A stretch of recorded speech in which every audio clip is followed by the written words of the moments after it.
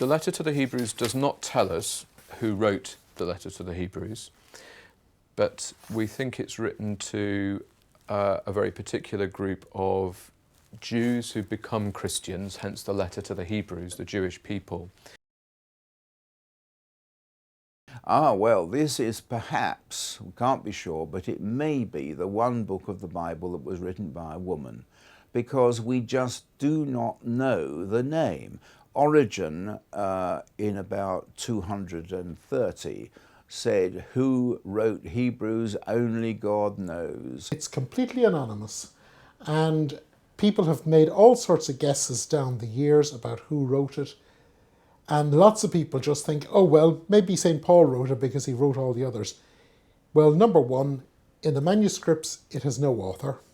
Number two, it's a completely different theology to St. Paul's theology. And number three, it must be later than Paul because it presupposes that you're asking a more technical question than the sort of questions that are being asked by Paul. Well, if Hebrews was written by a woman, perhaps the only book of the Bible to be written by a woman, it would be totally understandable that the name would be suppressed.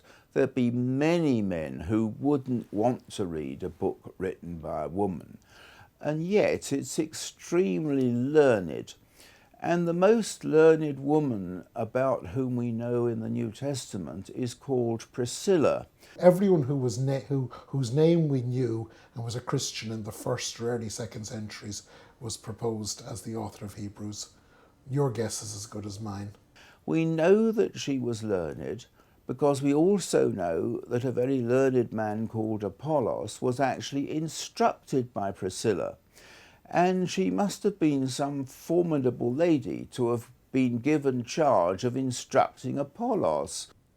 It's not common to have an anonymous letter in this way.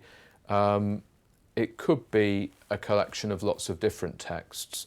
It's a very, very complicated debate. Most of the time, the author of a letter is named.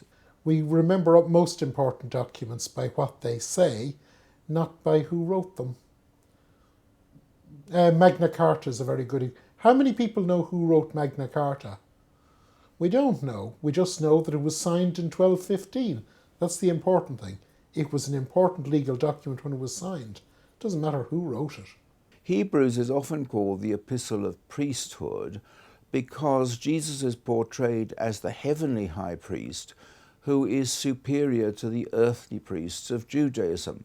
So a lot of it is a fairly obscure exposition of what priesthood means, but what we can take from it is that sympathizing with both parties, in other words, being a mediator between man and God or between human beings and God, is a very important part of being a priest. What the letter to the Hebrews does is it places Christ very much in a Jewish context, Jewish practice and theology. How do you interpret the significance of Jesus Christ? And he said, well, let's look at something we all know about. We all know about the importance of the high priest. Well, what about if you had a perfect high priest who was an eternal high priest and who not only worked in the temple in Jerusalem, but worked in the temple in heaven itself? So Hebrews is a long answer to a question, what does Jesus mean? And what he means is everything that we wanted when we looked at the temple, we now have it better because Jesus is the high priest in the heavenly temple. Jewish practice around the time of Jesus is very much focused on sacrifice. So we have the temple at Jerusalem, and Jewish people would go to the temple and they would sacrifice everything from bread to incense to small animals to large animals. The priest would, by and large, return what was sacrificed to the people as food, for example. So you sacrifice bread, it's returned to the people. You sacrifice an animal, it's returned to the people as food. But the writer of the letter to the Hebrews says these sacrifices are becoming more and more complex. They're more and more angst-ridden. And the Jewish people feel that nothing that they could do, nothing that they could offer, no matter how elaborate the sacrifice, would be enough to reconcile them to God. And because their sacrifice, the people's sacrifice, is always tainted by their sin, tainted by what they've done that distances them from God. So the writer to the letter to the Hebrews says, well, all right, humanity has to offer the sacrifice because it's distanced itself from God by its sin, and yet only God can offer a fully righteous and proper sacrifice.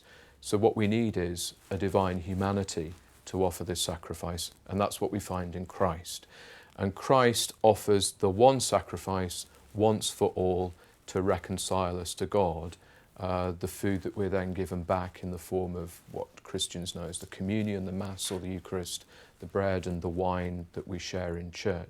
And rather than having to offer this over and over and over and over again with great anxiety and complexity, Jesus has offered this one sacrifice in which we all now share and by which we're reconciled to God. So that's really the message of the letter to the Hebrews, put into a very deliberate Jewish context of priesthood and sacrifice and reconciliation. Going into the mechanics of the crucifixion is not done a great deal, but the key book is Hebrews. The Epistle to the Hebrews has, strangely enough, the strongest emphasis on Christ's divinity, because it actually calls Christ God and quotes, "Thou, O God, has created the heavens and the earth." But it also says that Jesus exercised or suffered from weakness and actually cried out to God through tears and had to trust in God, just as ordinary human people have to trust God. And it goes into details about the suffering, the patience, the restraints, the constraints that Jesus suffered, and says that he endured not only the contradiction of sinners against himself, but the contradictory nature of the fallen world itself. So Hebrews does delve into that, as some people have said, more than any other New Testament writing.